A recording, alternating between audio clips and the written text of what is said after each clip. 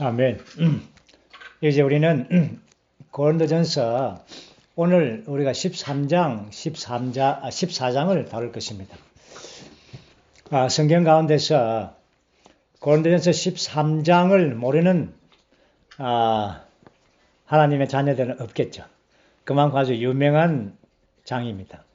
그러나 우리는 13장과 14장 아주 특별한 이러한 장을 우리가 오늘 추구하게 됩니다. 우리는 지금 하나님의 이러한 행정적인 문제에 대한 다루고 있죠. 그것이 첫 번째는 머리 대심의 문제요. 또한 만찬, 한 몸에 관한 것이고, 이 세 번째 문제가 영적인 은사들. 이 은사들이 12장, 13장, 14장 이 세 개의 장에 걸쳐서 은사들의 문제를 다룹니다. 우리가 보겠지만 바울은 이러한 은사의 문제를 다룰 때에 그 마음 안에 깊은 부담을 안고 있습니다. 그것이 바로 이러한 은사의 가장 탁월한 은사, 이 은사가 바로 14장의 신은이라는 것이죠. 그러므로 우리는 12장, 13장, 14장이 이러한 전체적인 이 구조를 보면 우리가 12장에서 먼저는 말하는 것이 나오고, 그 다음에 거영이 나오고, 그리고는 한 몸이 나오고, 그런 다음에 하나님의 행정을 다루었습니다. 그리고 이 네 항목 다음에 이제 13장에서는 한 장 전체를 사랑이라는 이 항목을 다루고 있습니다.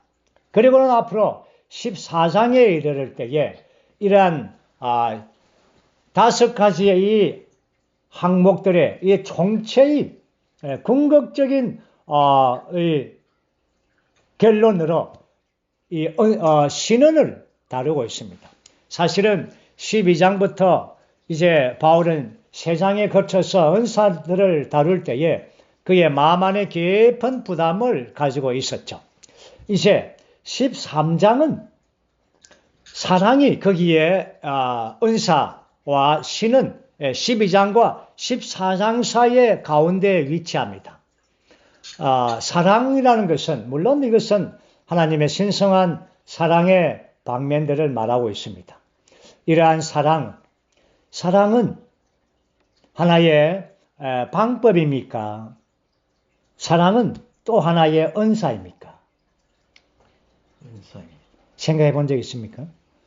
이것은 하나의 방법이라고도 말할 수 있겠지만, 그러나 또 하나의 은사라고도 말할 수가 있습니다. 사랑은 이 그리스도의 몸에 건축하는 탁월한 길입니다. 우리 에베소서에서도 4장에서도 이 사랑에 관하여 그리스도의 몸을 건축할 때는 사랑 안에서 머리이신 그분을 붙잡고 사랑 안에서 모든 지체들이 스스로 건축된다고 말합니다. 그러므로 이러한 사랑은 이 은사를 사용하는 가장 탁월한 길인 것을 보여주고 있습니다. 정말 이 사랑에 대하여 이 13장을 교통하기 전에 저는 사랑에 대하여 한 크게 6 항목에 대하여 먼저 교통을 나누기를 원합니다. 물론 성경에는 구약이든 신약이든 이러한 하나님의 사랑에 대하여 아주 많이 기록되어 있습니다. 하나님은 정말 구약에서부터 그분의 백성에서부터 시작할 때부터 하나님을 사랑하라고 이렇게 말씀했죠. 그리고는 신약 전체를 거쳐서 이러한 하나님의 사랑이 아주 모든 성경에서 중심적으로 이렇게 이루어지고 있는 그러한 내용입니다. 우리는 사랑에 대하여 한 6 항목을 먼저는 보고, 그리고 우리가 성경 안에 있는 13장의 말씀을 천천히 볼 것입니다. 먼저는 요한일서 4장 8절과 또 4장 19절 말씀 보면 우리가 주님을 사랑하는 것은 그분이 먼저 우리를 사랑했기 때문입니다. 우리의 사랑의 출발점은 여기에서 시작됩니다. 주님께서 우리를 먼저 사랑하셨죠.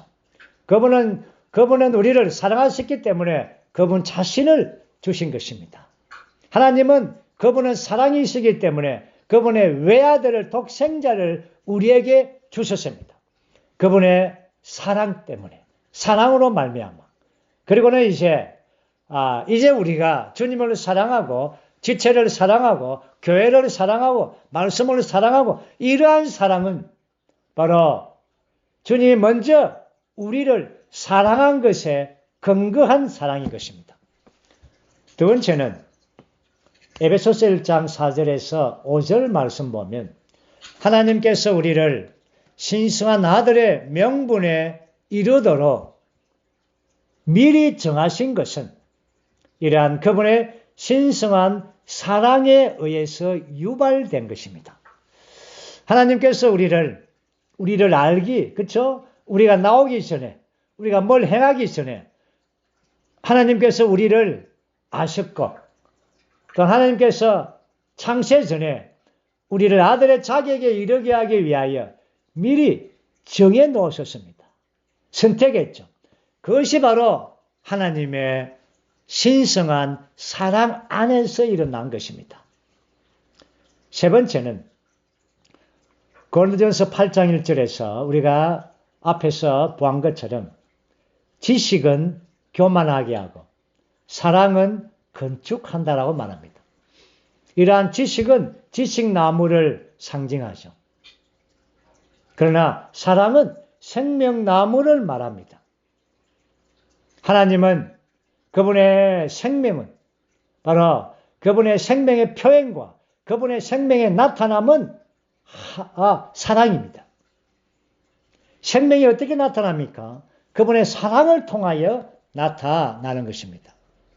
그리고 네 번째 항목은 베드로후서 1장 5절에서 11절 말씀을 읽어보면 베드로 형제님은 사랑은 모든 영적 미덕들의 결론이라고 말하고 또한 우리가 이 미덕들의 열매를 맺는 요인이라고 말하고 또한 우리를 그리스도의 왕국에 넉넉히 들어가게 하는 것이 사랑이라고 말합니다.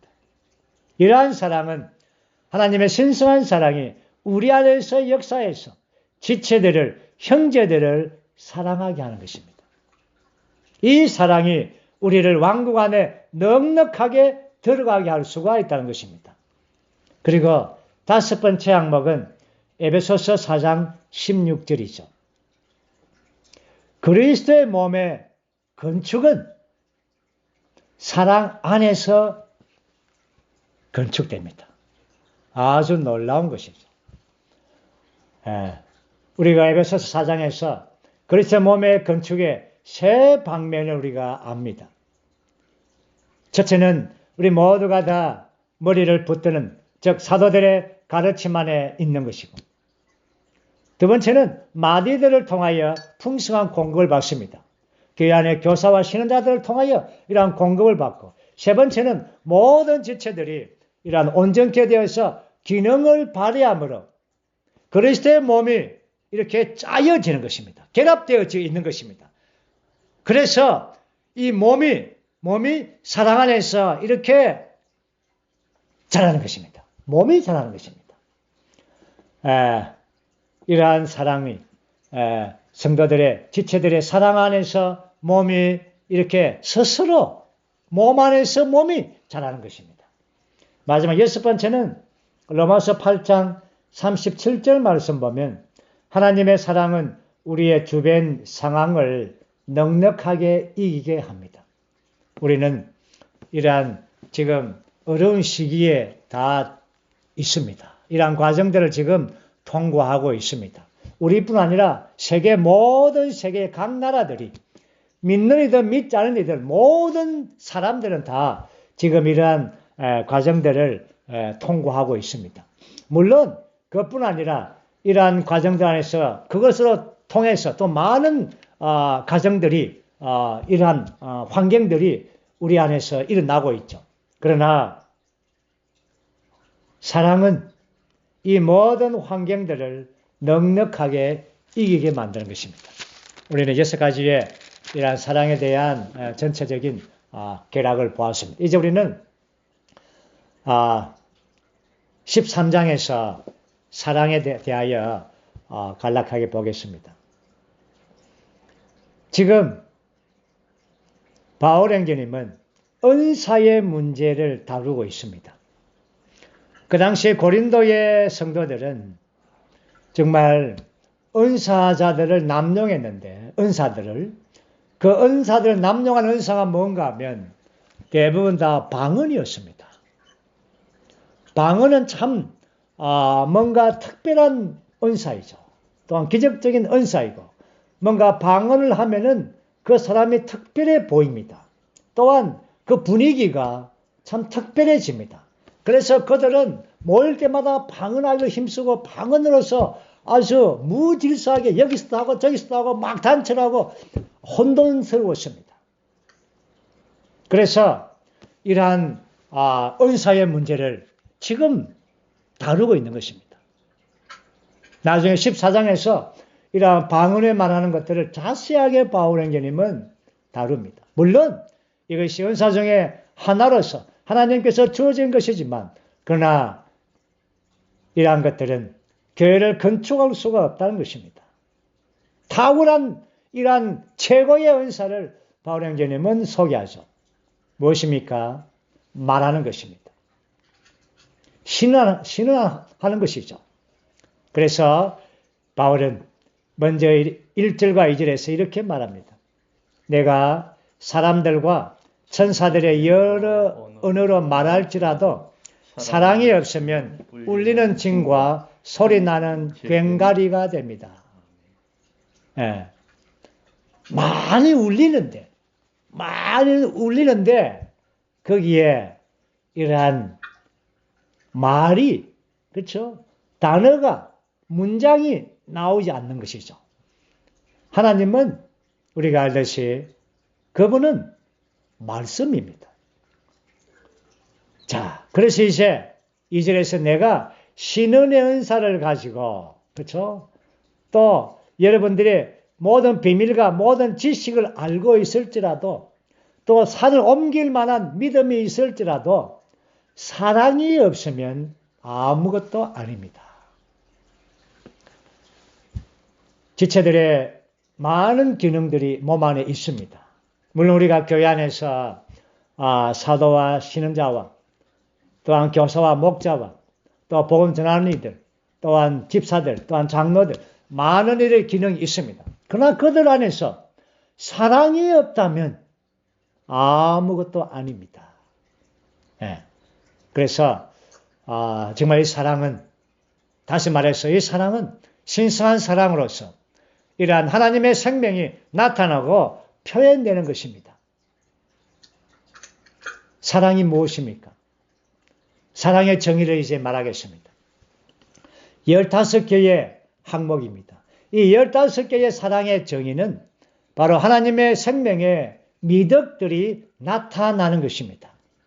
다시 말해서 이것은 사람 안에 있는 미덕들이 아니라 이것은 하나님의 생명 안에 있는 미덕들이 나타나는 것입니다. 이것이 뭡니까? 사랑입니다. 사랑이 이러한 15가지의 미덕들로 나타나고 있습니다. 제가 천천히 바울행전님의 이러한 사랑의 정의에 관하여 15항목을 제가 다시금 반복해서 읽어드리겠습니다. 사랑은 오래 참는 것입니다. 사랑은 친절한 것입니다. 사랑은 시기하지 않는 것입니다. 사랑은 자기를 뽐내지 않습니다. 사랑은 교만하지 않습니다. 5항목을 말했죠. 이제 5절부터 6항목째입니다. 사랑은 무례하게 행동하지 않습니다. 사랑은 자신의 유익을 구하지 않습니다. 사랑은 썩내지 않습니다. 사랑은 남의 잘못을 마음에 두지 않습니다. 9가지 항목을 말했습니다. 6절입니다. 사랑은 불의를 기뻐하지 않습니다. 사랑은 진리와 함께 기뻐합니다. 11가지 항목이죠. 이제 7절에서 12번째부터 15번째 항목입니다. 사랑은 모든 것을 덮어줍니다. 사랑은 모든 것을 믿습니다. 사랑은 모든 것을 바랍니다. 사랑은 모든 것을 견딥니다. 이것이 바울 형제님이 사랑에 대한 15항목의 정의입니다. 이것은 바로 생명의, 하나님의 신성한 생명의 나타남의 표현들이죠. 미덕들이, 하나님의 신성한 미덕들이 나타난 것입니다. 이제 8절부터 마지막 13절까지는 이 사랑에 관하여 뛰어남을 말하고 있습니다. 8절에서 사랑은 결코 없어지지 않습니다. 신은도 쓸모없게 되고 다른 언어도 그치고 지식도 쓸모없게 됩니다. 우리가 압니다. 왕국에 이르게 되면 신은도 지식도 믿음도 소망도 다 없어지게 되겠죠. 완성되게 되겠죠. 그러나 사랑은 패하지 않습니다. 여러분, 사랑은 영원토록 가는 것입니다.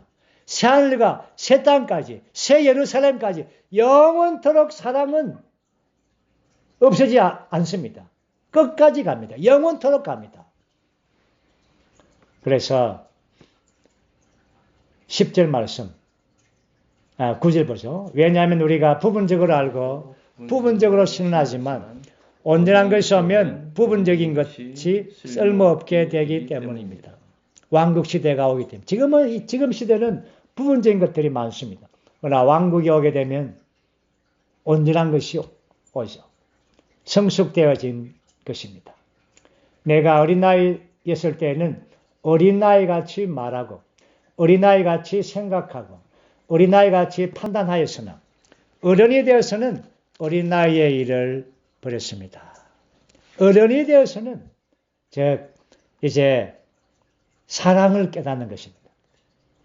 어린아이와 어른의 차이가 뭐죠? 사랑입니다. 사랑을 깨닫는 것입니다. 제가 손주들을 보니까 너무 사랑스럽습니다. 왜 그렇습니까? 어른이 되었으니까. 할아버지가 되어야 어른이 됩니다. 손주를 보면 정말 사랑스럽습니다. 정말 우리가 다 그렇지만은 매일 보고 싶고 또 매일 보기가 또 좀 미안치 않습니까? 유튜브를 매일 봅니다. 사랑스럽고 보도 또 보고 질리지 않고 어른이 되었다는 것이죠. 사랑하는 마음이 있다는 것입니다. 이제 12절 말씀에 우리가 지금은 거울로 보는 것 같이 희미하게 보지만 그때는 얼굴과 얼굴을 마주 대하여 볼 것입니다. 지금은 내가 부분적으로 알지만 그때는 주님께서 나를 온전히 아신 것 같이 내가 온전히 알 것입니다. 여기에 거울은 반투명 거울입니다. 지금처럼 깨끗한 거울 아니죠. 흐릿한 그런 거울입니다. 그때는 완전히 사랑 안에서 모든 사랑 안에서 다 주님을 온전히 알게 될 것입니다. 마지막 13절이죠. 이제 믿음, 소망, 사랑 이 세 가지가 항상 있는데 그 중에 가장 큰 것은 사랑입니다. 가장 크다는 것이 뭡니까? 믿음, 소망, 사랑. 사랑이 제일 큽니다. 크다는 것이 뭡니까? 영원하다는 것입니다. 제가 앞에 말씀했듯이 믿음과 소망은 그렇죠? 이 시대 안에 있는 겁니다. 우리는 지금 믿음으로 삽니다. 그러나 그때는 왕국에 이르게 되면 새 예루살렘이 이르게 되면 그때는 믿음은 의미가 없죠. 소망도 의미가 없죠. 그러나 사랑은 영원합니다. 그래서 사랑이 제일 크다는 것입니다. 이것은 너무나 귀한 말씀입니다. 어쨌든 서로 사랑하기 원합니다. 주님을 사랑하고 말씀을 사랑하듯이 형제를 사랑하고 지체들을 사랑하기 원합니다. 또한 여러분의 가족들을 사랑하시고 이웃을 사랑하시고 심지어 세상 사람도 사랑하십시오. 심지어 원수들도 사랑하십시오. 주님의 명령입니다. 이제 우리는 14장으로 가겠습니다. 바울은 지금 이 14장의 이 결론, 이 궁극적인 이 지점을 향하여 지금 12장에서 계속해서 말함과 거염과 한몸과 하나님의 행정과 사랑을 다루었습니다. 이제 14장에 이르렀습니다. 14장은 절수가 많지만 그러나 단순합니다. 신언입니다. 이 신언에 대하여 대비를 위하여 많은 이 방언에 대하여 계속적으로 이 부분을 지금 바울행전님은 이 소극적인 방면에서 기록을 하고 있는 것입니다. 신언 때문에 신언을 위하여 이러한 방언의 이러한 무의미한 것들을 계속 이렇게 대비시켜 주고 있는 것입니다. 이 시점에서 저는 바울의 마음 안에 함께 들어가기를 원합니다. 바울은 이 시대에 그 시대의 사역자였죠. 지금도 바울의 사역은 우리를 현재 진행형으로 지금 우리를 지배하고 있습니다. 이 사역은 바울의 완성하는 사역의 연장입니다. 회복입니다. 바울의 마음 안에는 한 가지를 가지고 있습니다. 하나님 마음 안에 있는 것이죠. 그것이 무엇입니까? 교회입니다. 교회입니다. 바울은 골로새서 1장 24절에서 이렇게 말했습니다. 나는 여러분을 위하여 받는 나의 고난을 기뻐하며 그리스도의 몸인 교회를 위하여 그리스도의 남은 고난을 내 육체에 채웁니다. 우리가 알듯이 고린도후서에서 바울의 고난은 어마어마했습니다. 아시아에서 받는 고난을 이루 말할 수가 없죠. 살 소망이 끊어질 정도로 엄청난 고난이 있었습니다. 왜 그러한 고난을 당했습니까? 그러한 고난을 받았습니까? 그것은 전적으로 그리스도의 남은 고난, 그것이 바로 그리스도의 몸인 교회를 위한 고난입니다. 바울은 그의 마음의 가장 심장의 중심은 교회입니다. 바울 에베소서 5장 25절에서 주님은 교회를 위하여 자신을 주셨다라고 말했습니다. 많은 사람들은 우리의 구속을 위하여, 우리의 죄들을 위하여, 우리의 구원을 위하여 그분이 우리에게 주셨다라고 말합니다. 물론 틀린 방면이 아니죠. 맞습니다. 그러나 바울은 교회를 위하여 그분 자신을 주셨다라고 말했습니다. 그분께서 우리를 구속하신 것은 절차입니다. 과정입니다. 그 목표는 교회입니다. 교회입니다. 우리는 교회라고 말할 때 앞에 단어가 뭐고 앞과 뒤에 단어가 있습니다. 교회는 그렇죠. 다시 한 번 더 말해서 에베소서 전체는 그리스도의 몸인 교회를 6장 전체를 교통하고 있습니다. 강조하고 있습니다. 그러나 그 내용 전체는 몸인 교회, 우주적인 교회를 말합니다. 하나님의 관점에서는 교회는 하나입니다. 한 교회입니다. 예. 그러나 우리가 교회라는 단어를 쓸 때 우리의 언어로 교회라는 단어를 쓸 때는 앞에 있는 단어가 무엇입니까? 지방의 이름입니다. 단순합니다. 창원에 있으면 창원 교회 단순하지 않습니까? 다른 거 없습니다. 뭐 여기서 뭐 앞에 미사우가 없는 것입니다. 그것은 바로 다른 이름이죠. 사실 지방교회도 우리의 이름이 아닙니다. 우리가 창원에 사니까 창원교회이죠. 하나님의 관점에서는 모든 지방에 있는 수많은 교회들 다 하나의 교회입니다. 그리고 교회 다음에 나오는 단어가 무엇입니까? 건축입니다. 교회는 단순합니다. 앞에는 지방 이름, 뒤에는 건축. 창원교회 건축대장. 이겁니다. 이것이 바울 안에 있는 것이죠. 그러나 단순하지만 이 교회의 건축은 쉽지는 않습니다. 그러나 교회는 내재적으로 건축되어져야 하는 것입니다. 다시 말해서 이러한 13장에서 사랑을 말한 것은 교회 건축을 위한 뛰어난 길입니다. 어쩌면 방법일 수가 있겠죠. 또한 은사일 수가 있습니다.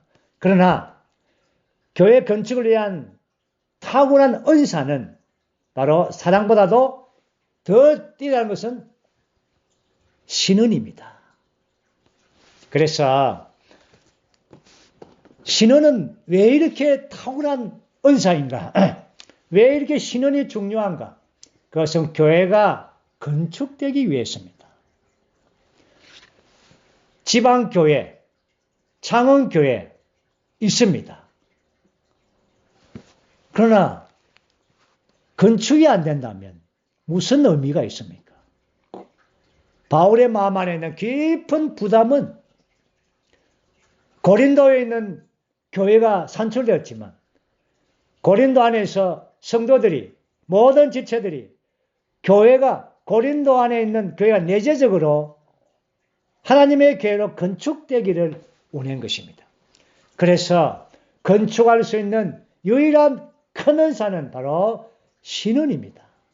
오늘 이 부분을 좀 깊이 또 실제적으로 우리 신은에 관하여 보기를 원합니다. 먼저 우리가 14장 1절을 읽어보죠. 사랑을 추구하십시오. 더욱이 영적인 은사들을 간절히 사모하되 특별히 신원을 하도록 하십시오. 아멘. 영적인 은사들을 간절히 사모하되 특별히 신원을 하도록 하십시오. 신원은 예언과 예견하는 말이 포함되지만 그러나 예언이라는 건 아닙니다. 하나님을 위해 말하고 하나님을 말해내는 것입니다. 신언은 그리스도의 청량할 수 없는 그분의 풍성을 공급하는 길입니다. 그렇기 때문에 이제 13장에서 14장으로 신언으로 이끄는 것은 바로 탁월한 이 길인 사랑이 있어야만이 이러한 신언하는 길 안으로 은사 안으로 우리를 이끌어 주는 것입니다. 바울의 깊은 부담이죠. 이제 우리는 2절부터 많은 장들이 있습니다. 여러분들이 찬찬하게 한번 시간 되면 읽어보십시오. 저는 시간 관계상 많이 읽지는 않을 것입니다. 대부분 다의 내용은 방언에 관한 것입니다. 고린도 성도들은 모일 때마다 그 방언을 하려고 애썼습니다. 우쭐거렸죠. 그래서 아주 울리는 괭가리처럼 막 질서 없이 무질서하게 이렇게 했습니다. 이러한 고린도 성도들을 이끌어서 신언의 은사들을 그들에게 소개해서 이러한 교회가 건축하는 길은 방언이 아닙니다. 방언은 자신을 건축하고 자신을 어쩌면 높일 수 있고 자신의 어떤 것들을 과시하는 은사가 될 수 있지만 교회는 건축되지 않습니다. 교회의 건축은 신은 하는 것입니다. 그래서 4절 말씀에 다른 언어로 말하는 사람은 자신을 건축하지만 신하는 사람은 교회를 건축합니다. 갱가리처럼 막 울리고 아무런 내용이 없는 단어의 문장의 연결이 없는 알아들을 수 없는 그런 말이 아닌 그냥 갱가리처럼 막 울려대면은 얼마나 소란스럽겠습니까? 10절 세상에 많은 종류의 말소리가 있으나 의미 없는 말소리는 하나도 없습니다. 하나님은 말씀이십니다. 또한 하나님은 말씀하심이십니다. 오늘날 신약에서 그분은 아들 안에서 말씀하고 있습니다. 오늘 이제 우리는 그 아들은 생명 주는 영이 되셔서 오늘 우리 모든 지체들 안에서 동일하게 아들의 말씀을 말하고 있는 것입니다. 여기에 우리가 말이 없다면 공급이 없습니다. 말씀이 없습니다. 참 기묘한 것은 우리의 입은 참 기묘합니다. 음식을 먹어서 우리의 몸의 건강을 지키기도 하고 말함으로써 그 사람이 어떤 사람인가를 나타내죠. 또한 하나님의 말씀을 말함으로써 그리스도의 몸이 이 땅에서 교회가 건축되게 하는 것입니다. 정말 사람은 일어나서 자기까지 그렇죠? 말하면서 삽니다. 말하지 않으면은 그렇죠? 행동하지 않죠. 살아있지 않는 것이죠. 죽은 사람만이 말하지 않습니다. 우상들은 말하지 않습니다. 자, 이제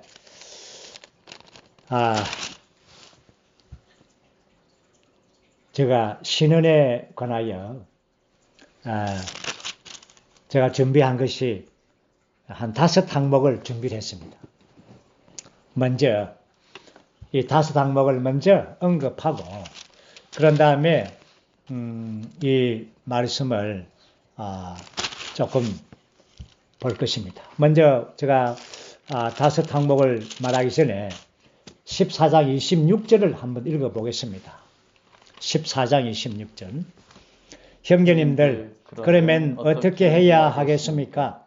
여러분이 함께 모일 때마다 각 사람이 찬송시를 가지고 있고 가르침을 가지고 있고 계시를 가지고 있고 다른 언어를 가지고 있고 통역을 가지고 있습니다.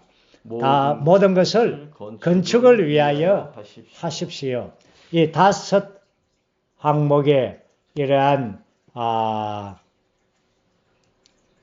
은사자들, 그렇죠? 은사는 다 그리스도의 몸의 건축을 위하여 있습니다. 여기서 5번이나 가지고 있고, 가지고 있다라는 이 헬라의 의미는 3가지의 의미가 있습니다. 첫째는 붙잡고 소유하고 간직하다.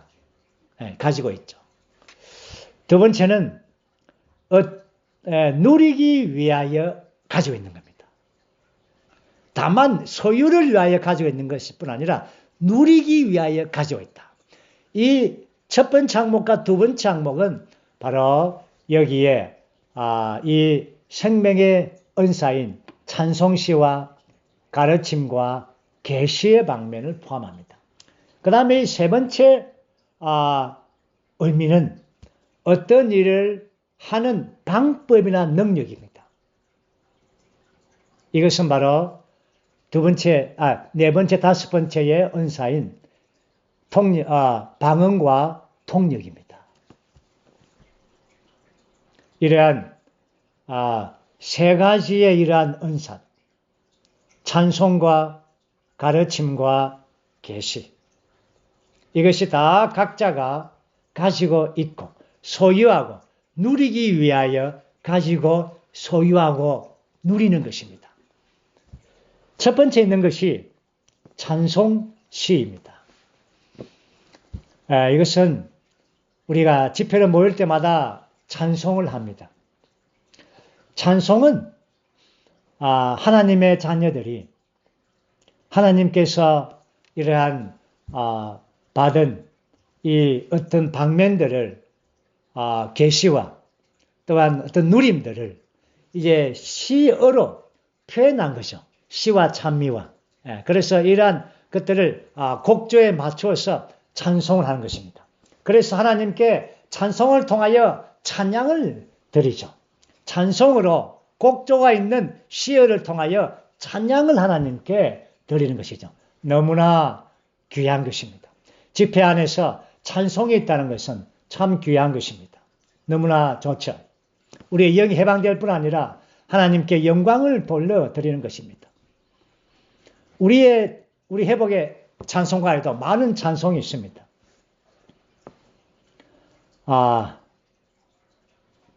대부분의 이러한 역대로 수많은 하나님의 자녀들이 주님을 체험한 것에 대한 어떤 감상의 언어들이죠. 그러나 우리가 기존 교회, 기독교 안에 있을 때는 그 찬송들이 대부분 다 그 계시들이 그분의 인격, 그분의 역사, 특별히 그분의 죽으심, 그분의 구속, 또 우리의 구원, 거듭남, 이러한 방면들의 많은 찬송들이 있습니다. 왜냐하면 이 체험은 참 특별한 체험이죠. 죄인 우리가 구속받고 거듭나서 하나님의 자녀가 된 체험은 이 역사 가운데 정말 우리의 인간 역사 가운데 특별한 체험이죠. 그래서 많은 사람들이 찬송을 지었죠. 역대로 수많은 민들에게 지었습니다. 우리 찬송가에도 그런 찬송들이 많이 포함되어 있습니다. 그러나 이제 계시가 발전됨에 따라서 찬송도 이 계시에 따라서 이렇게 높은 찬송을 하나님께 드릴 필요가 있습니다. 기독교 안에 있는 많은 찬송이 있죠. 특별히 시편, 말씀을 가지고 말씀으로서 찬송을 만든 것이 시편이 많습니다. 그래서 시편의 찬송을 많이 부르죠. 우리도 다 기독교 안에 있을 때는 시편의 찬송을 즐겨 부르고 또 그렇게 많이 불렀죠. 또 구속에 대하여, 거듭남에 대하여 참 이러한 찬송을 부르면서도 또 눈물도 흘리고 또 아주 누림도 아주 참 좋았습니다. 그러나 이 찬송은 계시에 따라서 그 찬송이 점점 발전되어지는 것입니다. 오늘날 기독교 안에서 에베소서를 가지고 지은 찬송을 들은 적이 있습니까?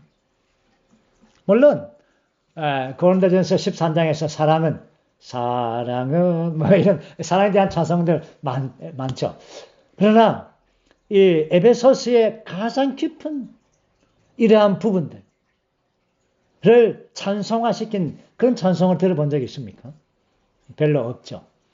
그러나 오늘 주의 회복 안에서 우리가 발견할 때 찬송시가 상당히 깊은 것입니다. 찬송이 상당히 높은 것입니다. 왜냐하면 그 높은 계시와 높은 이상에 따라서 그 체험이 찬송화시킨 것입니다. 가장 여러분 찬송 중에서 많은 우리 회복하는 찬송을 가지고 있습니다. 가장 높은 찬송, 가장 여러분들 높은 찬송을 한 곡을 선정하라면 여러분 어떤 찬송을 선정을 하겠습니까? 참 힘듭니다. 어렵습니다. 아멘. 이영재님 어떤 찬송을 선정하죠? 어떤 기적, 어떤 비밀이. 아멘. 놀랍습니다. 정말 최고봉의 계시에 따른 찬송, 새 예루살렘이 있는 찬송. 그렇죠? 특별히 찬송 볼 때에 별표의 찬송, 삽. 그 삽이 있는 찬송. 여러분 주목하시기 바랍니다. 아주 그 찬송이 아주 그 찬송시가 우리가 안에서 선포하고 외친다면 하나님께 얼마나 큰 영광을 돌려드리겠습니까? 현재의 진리, 오늘의 찬송, 최신의 찬송으로 하나님께 영광을 돌리는 것입니다. 찬양을 돌리는 것이죠. 아멘. 제가 여기까지 하고 이제는 제가 말씀한 대로 약속한 대로 신언에 관하여 5 항목을 볼 것입니다. 첫째, 이 방면을 우리가 배우면서 오늘 주만에 모인 여러 자매님들, 형님들 모든 지체들이 신언이 발전되어지고 신언이 더 증가되고 더 발전되어지기를 원합니다. 먼저는 이 신언에 관하여 첫 번째 항목은 우리가 매주마다 모든 지체들이 신언합니다. 자, 이제 첫 번째는 이 신언에 세 요소를 가지고 있다는 것입니다. 물론 우리는 갱가리처럼 이렇게 의미 없는 말 하진 않죠. 우리가 우리의 문장을 써서 우리의 말로서 이제 말함만해서 이제 신하는데 이 세 가지의 요소인데 첫째는 바로 하나님의 말씀에 대한 지식입니다. 그래서 우리가 성경을 보면서 추구하고 또한 이 사이의 말씀을 읽으면서 하나님의 말씀에 대한 지식에 대하여 배움이 필요합니다. 두 번째는 우리가 신언을 하게 될 때 말씀에 배움이 있고 지식이 있지만 또 두 번째는 성령의 적극적인 영감이 있어야 됩니다. 영적인 어떤 감각이 있어. 세 번째는 이러한 신언 안에는 하나님의 경륜에 대한 이상이 빛이 있어야 됩니다. 어떤 이 신언은 자기의 영성을 자랑하는 것이 아니죠. 어쩌면 자기의 체험도 나열한 것도 아닙니다. 물론 체험이 조금 들어가면 괜찮습니다. 그러나 신언은 모든 성도들에게 그리스도의 풍성을 공급하기 때문에 하나님의 경륜에 대한 이상, 그래서 몸인 교회와 또한 지방교회가 무엇인지 하나님의 이러한 신성한 삼일성에 대하여 또한 많은 인간에 대하여 사람에 대하여 이러한 방면에 신성한 빛비춤이 필요합니다. 그래서 이것이 신언의 세 요소입니다. 하나님 말씀의 지식과 성령의 적극적인 영감과 하나님의 경륜의 조망에 대한 이상, 이 세 항목이 신언의 세 요소입니다. 두 번째는 우리의 영과 우리의 훈련된 생각이 함께 작용해서 살아있는 말씀을 해방해내는 것입니다. 우리는 19절 말씀을 제가 한번 읽어드리겠습니다. 19절 말씀. 그러나 나는 교회 안에서 다른 언어로 1만 마디의 말을 하는 것보다 오히려 나의 생각으로 5마디의 말을 하여 다른 사람들을 가르칠 수 있기를 바랍니다. 나의 생각으로. 그 다음에 14절, 15절을 읽어보겠습니다. 왜냐하면 내가 다른 언어로 기도한다면 나의 영은 기도하지만 나의 생각은 효과를 보지 못하기 때문입니다. 그러면 어떻게 해야 되겠습니까? 나는 영으로 기도하고 생각으로 기도할 것이며 나는 영으로 찬송하고 생각으로 찬송할 것입니다. 여기 아주 참 독특한 문장입니다. 우리가 찬송할 때 우리는 다들 영으로 찬송하십시오. 기도할 때 영으로 기도하십시오. 신앙할 때 영으로 신하십시오. 이렇게 쉽게 말합니다. 그러나 바울행전님은 영으로라고 말하지 않습니다. 여러분 기도할 때 영과 생각으로, 합당한 생각으로, 찬송할 때 영과 생각으로, 훈련된 생각으로 보십시오. 만약에 여러분들 기도를 한다면 영이 아주 충만합니다. 오 하나님 아멘 할렐루야 지금 찬양합니다. 막 되는데 그의 생각이 지금 혼미합니다. 생각이 없는 것 같아요. 예. 뭔가 영은 막 뛰는데 분발하는데 뭔가 기도하는데 생각이 뭡니까? 그의 말을 진지하게 찬찬하게 그의 문장을 이끌어내는 것입니다. 그래서 우리의 영과 우리의 훈련된 생각, 새로워진 생각이 하나 안에서 찬송해야 되고 기도해야 되고 신원해야 되는 것입니다. 만약 신원하는데 영이 너무 불타서 그냥 막 할 말을 잊었습니다. 뭐 어째 해야 될지 모르겠습니다. 눈에 그 많은데 하다가 막 끝나버렸습니다. 이게 뭡니까? 이게 뭡니까? 자기만 좋았습니다. 자기만 들떴습니다. 자기만 도취되었습니다. 몸 안에 공급이 없습니다. 두 번째는 우리의 영과 새로워진 생각이 함께 산 말씀을 해방시켜내는 것입니다. 이것이 아주 신뢰에서 중요하죠. 세 번째는 이것은 아주 실제적인 길입니다. 함께 우리가 도움을 받기를 원합니다.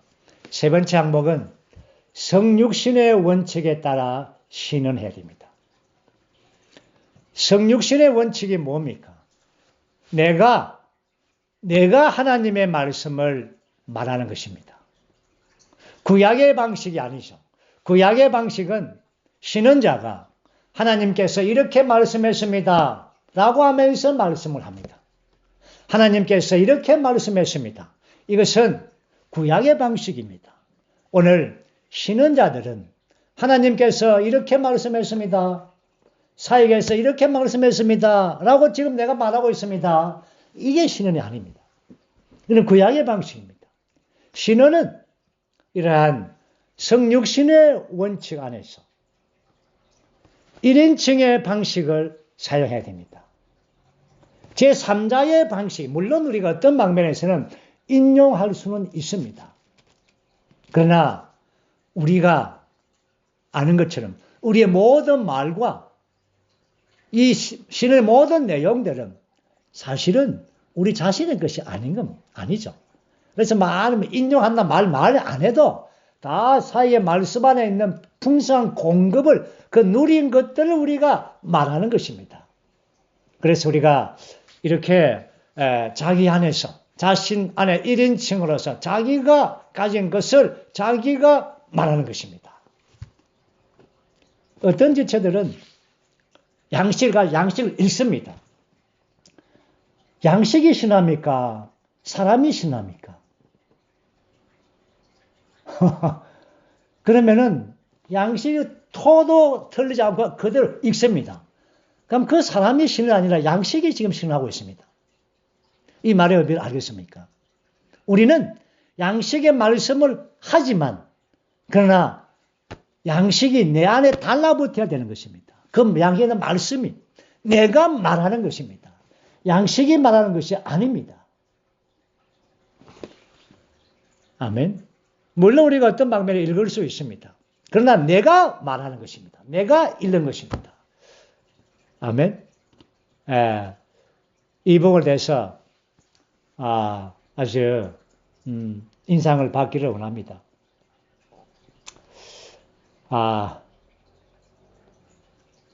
예를 제가 한번 들어보죠. 예를 들어서 하나님의 격려는 그분 자신을 우리 모든 사람들에게 분배하는 것입니다. 지방교회는 절차이고 그리스도의 몸이 목적입니다. 이렇게 자기 언어로 말했죠. 그런데 어떤 지체들은 이렇게 또 말할 수 있죠. 하나님의 경륜은 그분 자신을 우리 안으로 분배될 것입니다. 될 것입니다. 분배하게 했다는 것입니다. 뭐 이런 단어를 쓰면 안 돼요. 분배한다라고 말했습니다. 라고 쓸 필요 없는 것입니다. 다만 하나님의 경륜은 그분 자신을 우리 안으로 분배하는 것입니다. 내가 말하지 않습니까?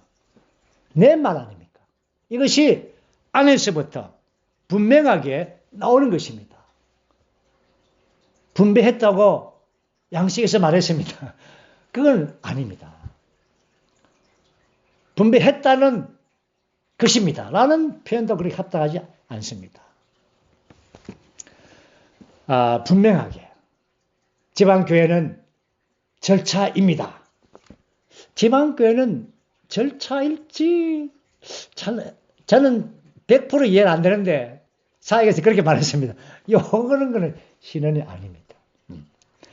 다시 말해서 우리의 1인칭 우리의 단어로 우리 자신의 말로서 이렇게 담대하게 우리의 예언을 사용해서 선포하고 말할 때에 가장 그것을 듣는 사람이 누굽니까? 제일 첫 번째는 자기가 듣습니다. 자기가 듣는 겁니다. 자기가 공급받는 것입니다. 그리고 지체들에게 공급받습니다. 아멘. 그래서 우리가 이 사역의 말씀에 대한 하나님 말씀에 대한 확신을 가져야 됩니다. 그 말씀을 우리가 확신 있게 말하는 것 아닙니까? 그 다음에 네 번째는 이제 네 번째 신언에서는 우리가 한 주 동안에 이러한 누린 이 말씀들이 많습니다. 우리가 6일자까지 많은 말씀들을 누렸죠. 그리고는 우리는 대체적으로 주일날에 3분 정도의 시간을 줍니다. 왜냐하면 많은 지체들의 신언을 위해서 그랬죠. 그래서 이 3분의 이 최상품을 11조처럼 최상품을 만들기 위하여 토요일에 마지막 주일이 되기 전에 토요일에 찬찬히 그 정리를 하는 것이 필요합니다. 습관을 세워야 됩니다. 저는 회복되면서 어느 한 형제님이 철저하게 우리 가정을 저와 자매와 또 몇 자매들을 훈련시켰습니다. 회복되자마자. 그래서 토요일이 되면 한 주간에 누린 것을 노트를 쓰게 하죠. 그래서 그것을 이제 발표합니다. 그런데 통과하면은 집에 가고 통과 안 하면 저 방에 또 남아 있어야 됩니다. 이렇게 훈련을 제가 받았습니다. 저는 마땅히 회복 안에 그리 훈련하는 줄 알았습니다. 물론 우리에게는 다 자유로움이 있죠. 이렇게 해서 습관을 세우는 것입니다. 그래서 이제 3분의 시간은 정말 일주 동안에 수만의 말을 하는 나의 입에서 나오는 많은 말들 중에서 그 3분의 말이 가장 귀하고 가장 영광스럽고 하나님께 영광을 돌리고 교회를 건축하고 지체들을 분배하는 그런 놀라운 시간입니다. 그런데 그 재료를 좋아야죠. 그 음식을 따진다면 이 음식을 재료를 준비해야죠. 좋은 재료, 성도들에게 몸에 건축하는 우리도 시장 가면 좋은 재료를 사지 않습니까? 몸에 나쁜 건 안 먹지 않습니까? 누가 독을 거기에다가 넣겠습니까? 큰일 나죠, 음식에. 그래서 우리는 최상의 음식을 교회 집회에서 이러한 3분의 시간에 우리가 내야 됩니다. 음식을 공급해야 됩니다. 그리고 이제 음식을 공급할 때, 실현할 때에 이제, 습관을 세우는 것은 그 단어를 연결할 때 언어를 저속한 단어, 비속한 언어를 넣으면 안 됩니다. 그러면 그 신언의 3분의 모든 내용 전체를 아주 무효화시켜버립니다. 한 단어의 그 처속한 언어가. 굉장히 이것은 중요합니다. 그 다음에 우리 여러분들 말할 때 막 웅변적으로 여러분 막 큰 소리로 그렇게 웅변적으로 할 필요 없습니다. 또 대화체로 하는 것도 안 좋습니다. 대화하는 게 아닙니다. 신앙은 지체들과 교통하는 게 아닙니다. 지체들이 들을 수 있는 다소 여러분의 평소의 대화체보다 약간의 톤이 높아야 합니다. 그래야만이 우리의 영 안에서 흘러나오는 것이죠. 그리고 그 말씀이 영을 통하여 이렇게 밀어내는 거예요. 영으로서 말씀을 밀어내는 것입니다.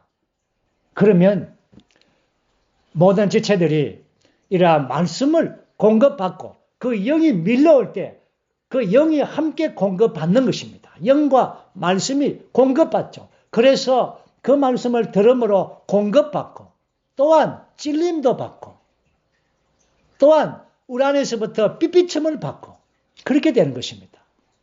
대화체를 하면은 영이 약한 겁니다. 또 막 큰 소리 웅변처럼 하면은 부산한 것입니다. 그 내용이 들어오지를 않는 것입니다. 그리스도의 일한 것들. 아멘.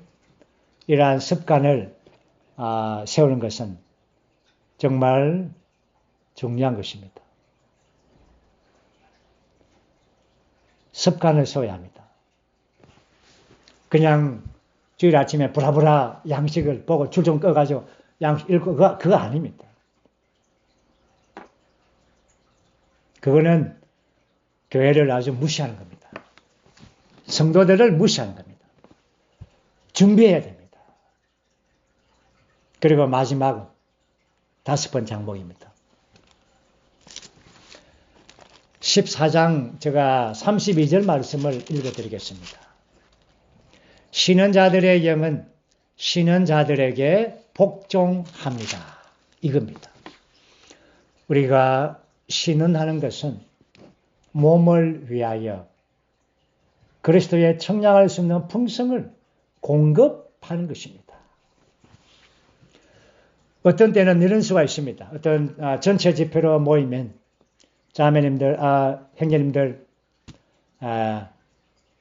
1분만 하십시오 하면은 1분 하는 것으로 제한받아야 됩니다.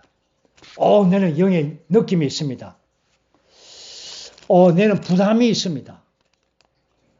다시 말해서 바울 형제님은 쉬는 자의 영이 아무리 부담이 있고 아무리 강하더라도 쉬는 자에게 복종해야 됩니다.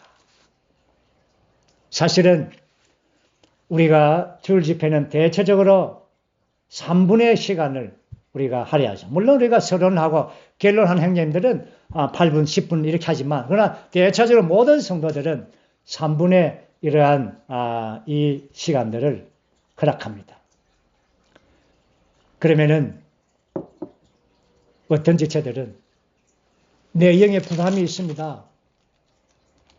왜 나를 막습니까? 이렇게 한다면 그것은 몸 안에 어려움을 초래하게 되는 것입니다. 몸 안에는 질서가 있는 것입니다. 무질서한 것이 아닙니다. 또 어떤 지체들은 또 한물 나서 또 일합니다. 내 또 여기에 갑자기 부담이 생겼습니다. 여러분, 쉬는 자가 영을 복종케 해야 됩니다. 영이 쉬는 자를 복종하는 것이 아닙니다. 물론 우리가 어떤 때는 영을 따라 살고 영을 따라 행하죠. 맞습니다. 그러나 여기에 쉬는 자, 그 형제님들이 1분 하십시오. 그건 아주 쉬는 자입니다. 또한 우리를 영을 통제한다는 것입니다. 얼마나 질서 있습니까? 그 중간에 1분 해서 결론이 안 나더라도 딱 끊으면은 여러분 어떤 지체가 정말 부담이 있고 오래 하고 싶지만 1분의 시간에 맞춰서 딱 끊으면은 그 끊어질 때 얼마나 기름 부음이 있는 거 아닙니까? 순종이 아닙니까? 질서가 아닙니까? 그렇죠? 하지 않은 말을 지체들이 다 이해하는 것입니다. 또 하지 않은 모든 풍성을 1분에 끊음으로써 더 많이 누립니다. 아멘. 이렇게 해서 우리는 질서 있는 신은 필요합니다. 한 사람씩 한 사람씩. 이제 우리는 마지막으로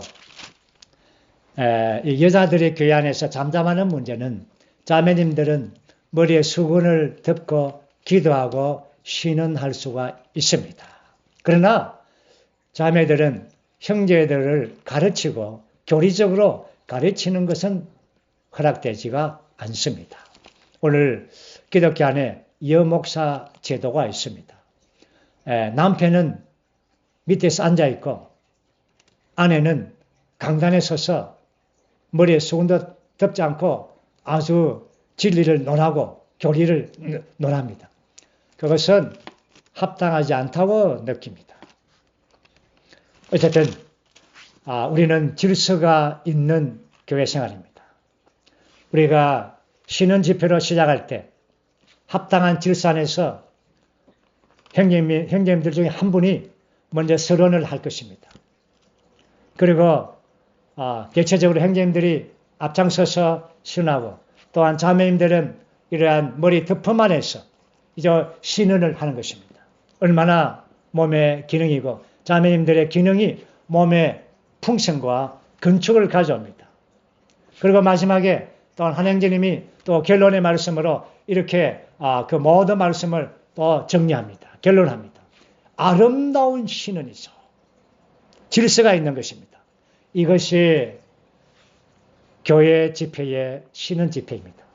우리는 신은 집회 안에서 우리의 배움이 더 많아지고 또한 신은의 질이 높아져서 모든 지체들을 양육하고 또한 먹이고 또한 몸 안에서 건축하는 신은이 되기를 원합니다.